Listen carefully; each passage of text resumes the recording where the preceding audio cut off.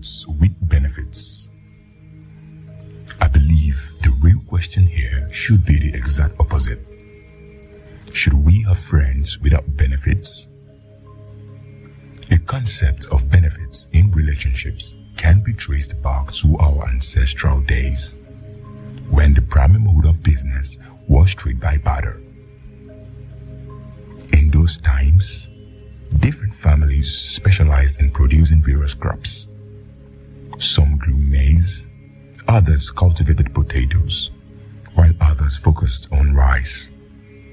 Meanwhile, some families specialized in rearing animals like chickens, goats, and cattle.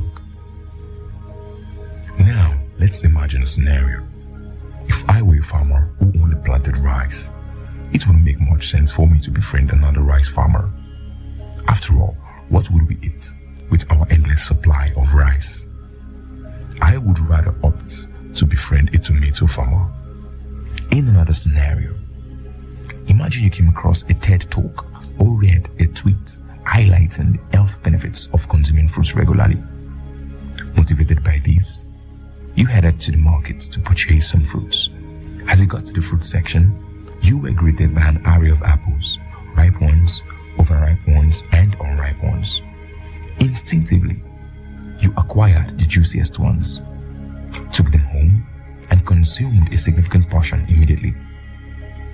However, the following day, nature made you forget you still had apples. It wasn't until the third day that you rediscovered that, only to uncover that they had all spoiled. Now, what would you do? Do you consume them anyway because you have spent money on them, or do you dispose? Or suppose you came across rotten apples on the vendor's shelf. Would you purchase the rotten apples just to save your face? Or do you move on to find fresher ones?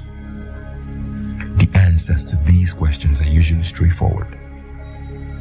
However, when you replace fruits with people, the answers become more complex. Before proceeding, it's crucial to distinguish between friends and family. Firstly, family consists of people you don't choose. They are given to you at birth. You don't get to select your parents or siblings. In contrast, friendships are different. You exercise choice. You choose your friends. You don't typically make friends as a 1-month-old or 2-month-old child, nor do you form friendships at 1 or 2 years old. Friendships emerge as you grow, and they are the result of compatibility, shared interests, and genuine connections. Friends are gifts you choose for yourself, and they should be treated as such. Now, when you choose a gift, you ask yourself a series of questions. Is it worth the price? Will it serve the intended purpose? Can I afford it? Similarly, when forming friendships, you need to ponder, what are the potential benefits of having this person as a friend? While you may not have immediate answers, it's essential to keep those questions in mind as you embark on your journey of friendship. In general, the first step in finding friends is to recognize the potential benefits they bring into your life. The caliber of friends is one of the most significant determinants of your life's direction, on par with your career or your choice of a life partner. However, it's not a one-time decision. Scrutinizing your choice of friends shouldn't be a static act. It must be an ongoing process. Your friendship must evolve to align with your current life stage and circumstances. Some friends may grow alongside you, remaining valuable companions at every stage of your journey. Others may fail to adapt to your evolving needs, making it necessary to outgrow them. This natural evolution shouldn't be feared or resisted. When it comes to outgrowing your friends, it has little to do with your financial status. You shouldn't stop being friends with someone simply because you got a high-paying job or because your startup just became a unicorn. These are superficial results that shouldn't play a part in your decision to let go of your friends.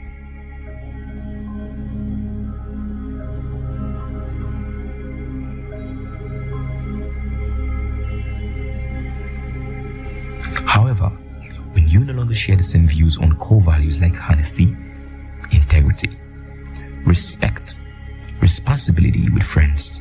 These can serve as determinants to sit you down, making you contemplate the possibility of parting with such friends. For the most part, there is a caveat. Friendships must be mutually beneficial. Both parties should gain something from the relationship. However, these benefits don't necessarily have to be the same, nor do they have to be quantitatively equal. Essentially, it's right to focus on various aspects of friendship benefits, not just the monetary aspects or resource-related ones. Ones like emotional support, sense of belonging, and other intangible benefits are equally critical in fostering meaningful connections. I must say, friendships are huge investments in time, and we only have 24 hours in a day. This implies that we must be careful about those who we choose as friends, because they play huge roles in how our lives will turn out to be. Most times, it's not uncommon for us to make friends of people who are doing worse in their lives, so we can always use their miserable lives as motivations to feel happy about where we are in life at every point. I once read a post that said, "Stop being the one always fixing the relationship. Stop paddling for a minute and watch what happens to the ship." The habit of making friends with people who might be going through more challenging or difficult situations in life to boost our own sense of well-being is not uncommon. This tendency often arises from a psychological mechanism known as relative deprivation or downward social comparison. This is not a healthy way of choosing friends. You should choose friends that inspire you to be the best version of yourself. Friends that help you do what you want to do better. It's important that you also evoke similar forms of feelings to them. Likewise, it is crucial to avoid parasitic relationships where one person continuously benefits at the expense of the other. Those kind of imbalanced relationships lead to resentments, which often erupt in dramatic outbursts when the relationships end.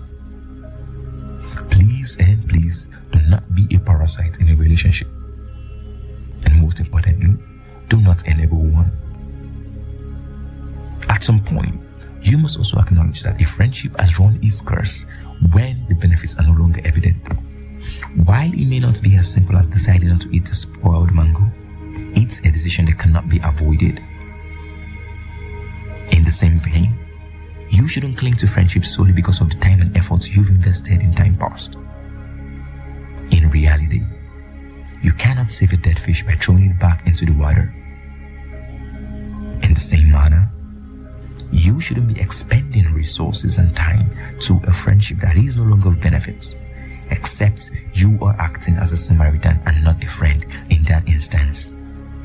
Like I have been reiterating, friendships are meant to be mutually beneficial. I know we all want to celebrate friendship goals of 20 years, and it's a very good thing if you get to experience it. However, you should focus more on the function, not the duration of your friendships. Remember, friends are not family members. You do not have a say on who your family members are, but you do have control over your friends.